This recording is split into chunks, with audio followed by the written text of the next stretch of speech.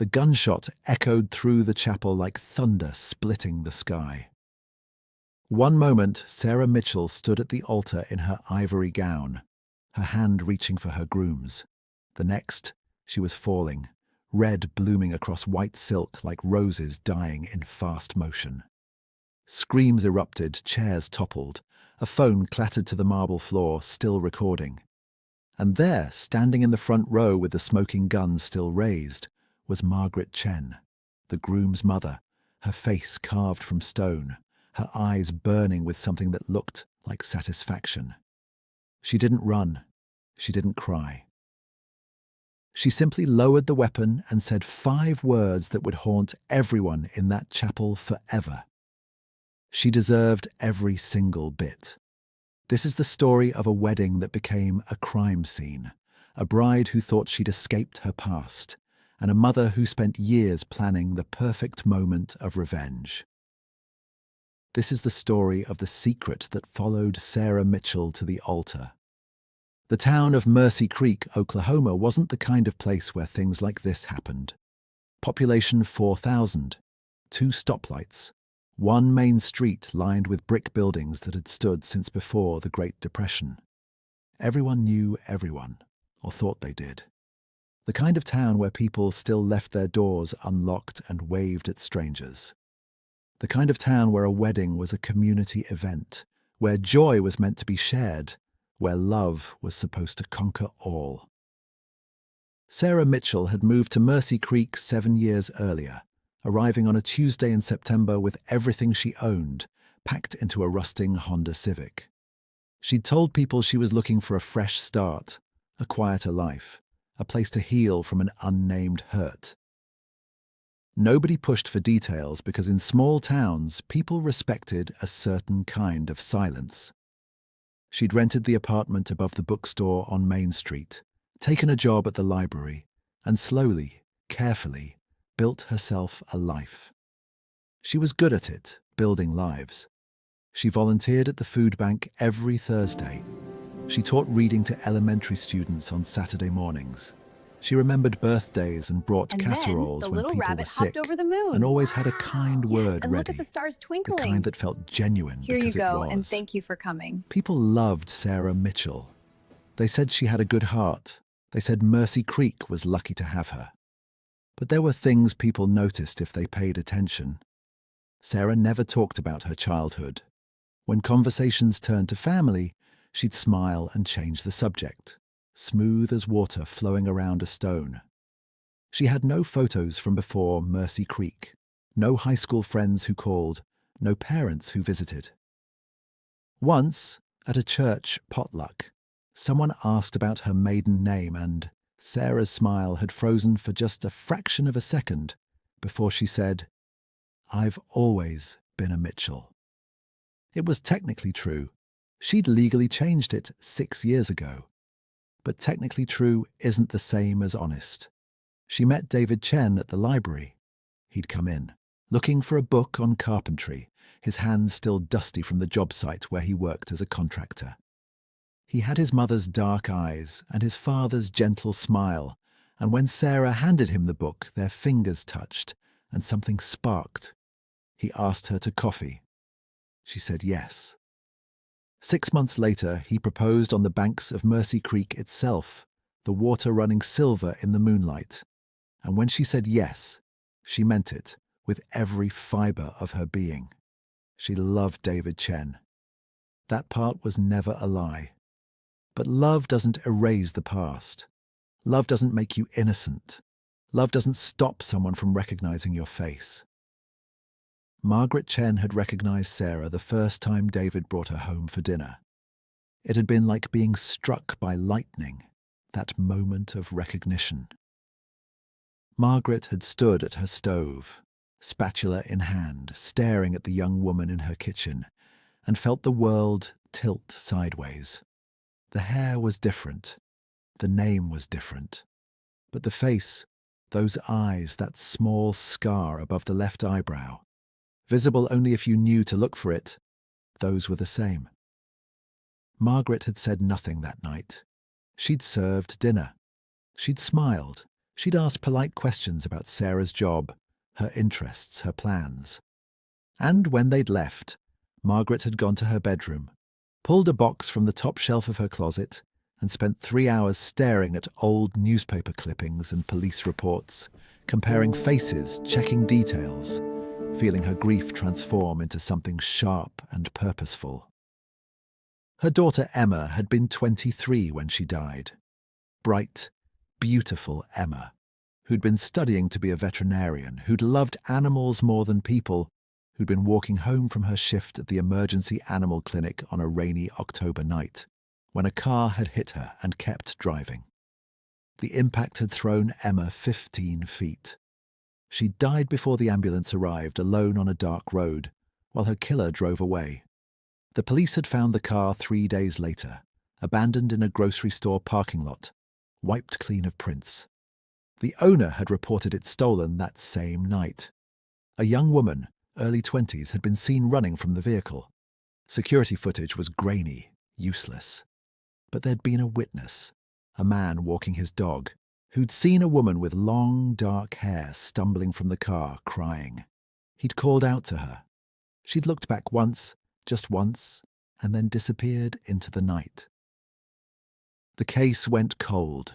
No arrests, no justice. Just Margaret burying her daughter and David, losing himself in work because grief was too heavy to carry. Emma's killer had vanished like smoke, leaving only wreckage behind, until 7 years later, when that killer walked into Margaret's kitchen, holding her son's hand. Margaret could have gone to the police immediately. She could have called them that very night, told them everything, let the system handle it.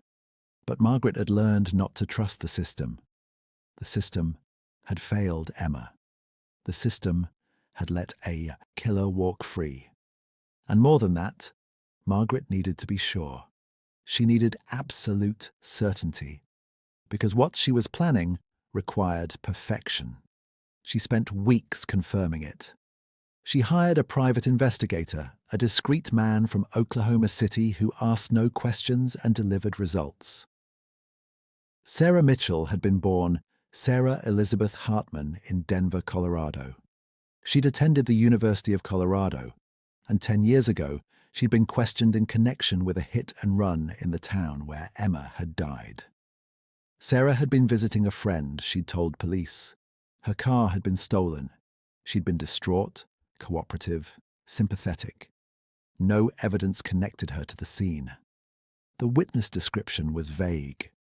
Sarah Hartman had walked away clean.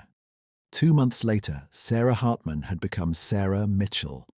She'd moved to a new state, started a new life, and buried her crime so deep that even she might have convinced herself it never happened. Margaret kept her silence. She attended wedding planning meetings. She helped pick flowers. She smiled when Sarah called her mom and talked about grandchildren and future holidays. And every night, Margaret sat alone in her kitchen and refined her plan, because this wasn't about anger anymore. This was about justice. This was about making sure that Sarah's last moment on earth would be spent knowing that Emma's death had not been forgotten. The wedding day arrived like any other June morning in Oklahoma, hot and bright and full of promise. The ceremony was set for 3 in the afternoon at St. Mary's Chapel, a small stone church on the edge of town with stained glass windows that threw coloured light across the pews. Sarah's dress had been her grandmother's, carefully preserved, white silk with delicate lace sleeves. She looked beautiful. Everyone said so. In the bridal room, Sarah's hands shook as her maid of honour fastened the buttons along her spine. "Nervous?" the woman asked, laughing. Sarah forced a smile.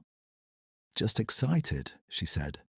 But it wasn't excitement making her hands tremble. For weeks now she'd felt watched. She'd wake in the night with her heart pounding, convinced someone was standing in her bedroom. She'd catch Margaret staring at her with an expression she couldn't quite read. Twice, she'd almost called off the wedding. But she loved David. She loved the life they were building. And the past was dead, wasn't it? The past couldn't hurt her anymore. The music started, the doors opened. Sarah took a breath and stepped into the aisle. The chapel was full, every pew packed with people she'd known for 7 years. People who loved her, people who thought they knew her. David stood at the altar in his dark suit, his face glowing with joy so pure it made Sarah's chest ache. Margaret sat in the front row, her hands folded in her lap, her expression serene. Sarah walked slowly, trying to memorize every detail. The way the light fell through the windows, the smell of roses and candle wax. David's smile. This was supposed to be the happiest day of her life. This was supposed to be the moment when everything painful and dark was finally left behind forever. She reached the altar. David took her hand. His fingers were warm, steady. The minister opened his Bible and began to speak about love, about commitment, about the sanctity of marriage. Sarah's vision blurred with tears. "Dearly beloved," the minister intoned, "we are gathered here today." Margaret stood up. The movement was so sudden, so unexpected that several people gasped. David turned, confused. "Mum?" he said. Margaret's hand disappeared into her purse. When it emerged, it was holding a gun, small and dark and impossibly real. "Wait," Sarah said, just that one word. Wait. As if time could be negotiated with. As if mercy was something that could be bargained for. "You don't remember me," Margaret said. Her voice was calm, conversational almost. "But I remember you. I remember my daughter Emma, walking home from work on a rainy night. I remember the car that hit her and didn't stop. I remember the woman who killed my child and then ran away like a coward." Sarah's face went white. Around them, people were starting to understand that something was very, very wrong. Someone screamed. Someone else lunged forward. David moved toward his mother, his hand outstretched. "Mum, what are you—" "Her name isn't Sarah Mitchell," Margaret continued. "It's Sarah Hartman. And 10 years ago, in a town 300 miles from here, she killed my daughter and let me bury an empty case. No arrest, no trial, no justice. She just disappeared and built herself a pretty new life while Emma rotted in the ground." "Margaret, please," Sarah whispered. Tears streamed down her face, cutting tracks through her makeup. "It was an accident. I swear to God it was an accident. I didn't see her. The rain was so heavy. I didn't know what to do. I was scared. I was so scared. I'm sorry. I'm so sorry." "You're sorry," Margaret repeated. She almost laughed. "You're sorry. My daughter is dead and you're sorry. You got to keep living. You got to fall in love and plan a wedding and walk down an aisle toward a future. You got everything, and Emma got a hole in the ground." "Please," David said. His voice broke. "Mum, please, we can figure this out. We can go to the police. We can—" "The police had their chance," Margaret said. "Justice had its chance, and they failed. So now I'm here to do what should have been done 10 years ago." She raised the gun. The shot sounded like the end of the world. Sarah fell backward, her wedding dress billowing around her like broken wings. Blood spread across the white silk, unstoppable, obscene. David screamed and dropped to his knees beside her, his hands pressing against the wound, trying to hold her together, trying to stop what couldn't be stopped. The chapel erupted into chaos. People ran for the doors. Someone tackled Margaret to the ground, but she didn't resist. She let the gun fall from her fingers. She let them pin her arms behind her back, and she smiled. "She deserved it," Margaret said again. "She deserved every single bit." The police arrived within minutes. Paramedics followed. They tried to save Sarah, but the bullet had hit her heart. She was dead before they loaded her into the ambulance, her hand still reaching toward David, her eyes still open, still surprised. As if even at the end she couldn't believe that the past had finally caught up with her. Margaret didn't resist arrest. She sat calmly in the back of the police cruiser, her hands cuffed, her wedding outfit splattered with blood that wasn't hers. When they read her rights, she nodded. When they asked if she understood what she'd done, she said, "I understand perfectly." When they asked if she had anything to say, she looked at the detective and spoke with perfect clarity. "I spent 10 years waiting for the right moment. I wanted her to feel safe. I wanted her to think she'd gotten away with it. I wanted her to be happy right before I took it all away. Because that's what she did to Emma. That's what she did to my family." In the interrogation room, Margaret told them everything. How she'd recognized Sarah, how she'd confirmed her identity, how she'd planned every detail down to the exact moment she'd stand, the exact words she'd say. She showed them her journal, filled with pages of notes and dates and careful, methodical planning. She showed them the private investigator's report, the proof of Sarah's real identity, the evidence connecting Sarah Hartman to Emma Chen's death. The investigators reopened the cold case. They found witnesses who'd been too scared to come forward before. They found records of Sarah selling her car to a junkyard in Nevada 2 weeks after Emma's death, paying cash, giving a fake name. They found a storage unit in Colorado containing boxes of Sarah Hartman's belongings, including a jacket with Emma's blood on it, hidden away but never destroyed. Sarah had buried her crime, but she hadn't erased it. She just locked it away and hoped it would stay buried forever. The trial was a media sensation. News vans from Oklahoma City, from Tulsa, even from as far as Dallas, descended on Mercy Creek. Reporters camped outside the courthouse. Legal experts debated on television whether Margaret Chen was a murderer or a mother driven to desperation by a failed justice system.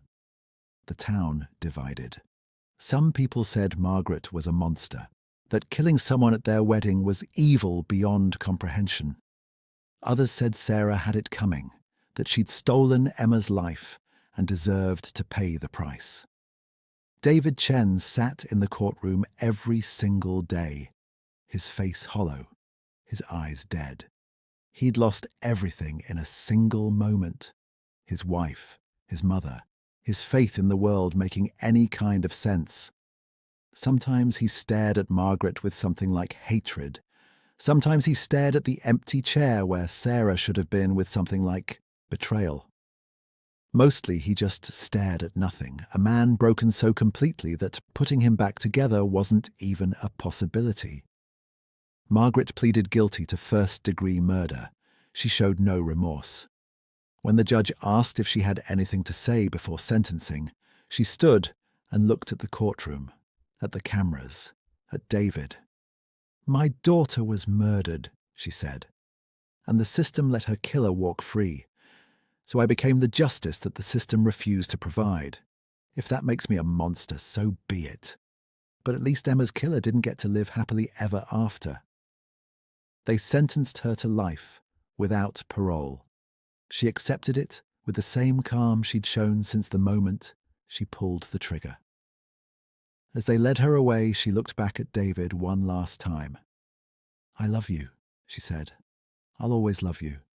But I loved her first, and I couldn't let it go." In the weeks after the trial, Mercy Creek tried to return to normal. The reporters left. The news vans disappeared. The town held a memorial service for Sarah, though not everyone attended. They held a separate service for Emma Chen, 10 years too late, and nearly everyone came to that one. Life went on because life always does, even after the worst things happen. But the chapel remained empty. Nobody wanted to get married there anymore. Nobody wanted to stand in the place where love had been murdered, where justice and revenge had collided in blood and gunfire. The stained glass windows still threw coloured light across the empty pews, but now it looked less like hope and more like a crime scene. frozen in time.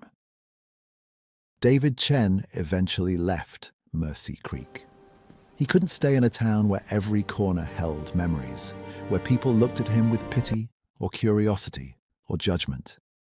He sold his mother's house, sold his business, and disappeared into a bigger city where nobody knew his name or his story. Some people said he moved to Seattle. Others said Portland. Nobody knew for sure. He'd become what Sarah had once been, a person fleeing their past, trying to start over in a place where the ghosts couldn't follow. But the ghosts always follow. That's what this story teaches us. Sarah Mitchell thought she could outrun what she'd done. She changed her name, changed her town, changed her entire life. And for 7 years it worked. She built something beautiful on a foundation of lies and blood, and she almost got away with it. Almost. But Margaret Chen never forgot. Margaret spent 10 years carrying her grief like a stone, waiting for the moment when she could finally set it down. And when that moment came, when Sarah stood at the altar in white silk, surrounded by people who loved her, Margaret pulled the trigger and made sure that Sarah's last thought on earth was the same thought that had haunted Margaret for a decade. This isn't fair. This isn't how it's supposed to end. There are no winners in this story. Sarah Mitchell is dead, killed on what should have been the happiest day of her life. Margaret Chen is in prison, where she'll die. David Chen is broken, grieving 2 women he loved for 2 completely different reasons. Emma Chen is still dead, and justice for her death cost 3 more lives and destroyed a dozen others. The only certainty is that everyone involved paid a price, and the debt still isn't settled. The wedding video still exists somewhere, passed from phone to phone, shared in true crime forums and Reddit threads. People watch it and argue about who the real villain is. Some say Sarah for running from her crime. Some say Margaret for taking the law into her own hands. Some say the system for failing both families. There are no easy answers. There's no moral that makes this story okay. What happened in that chapel wasn't about justice or revenge or redemption. It was about the weight of the past and the impossibility of escape. It was about the moment when 2 women's lives collided, 10 years after the first collision, and this time there was no running away. Sarah thought she'd buried her crime deep enough that it would never surface. But the past doesn't stay buried. Not really. It just waits. She believed she had escaped. She believed she could build a new life on top of the old one, that love and time and distance would erase what she'd done. She was wrong, because the past was always there, sitting in the front row, wearing a nice dress and carrying a loaded gun, waiting for the perfect moment to stand up and remind her that some debts can never be paid off. They can only be collected. If this story has disturbed you, if it's made you think about justice and revenge and the things we do when the system fails us, share your thoughts in the comments below. And if you want more deep dives into true crime stories that challenge what we think we know about right and wrong, hit that subscribe button and ring the notification bell.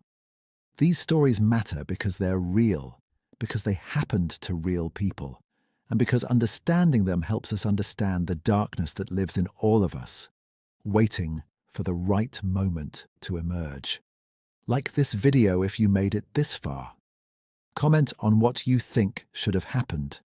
And remember that in the end, everyone involved in this tragedy believed they were doing the right thing.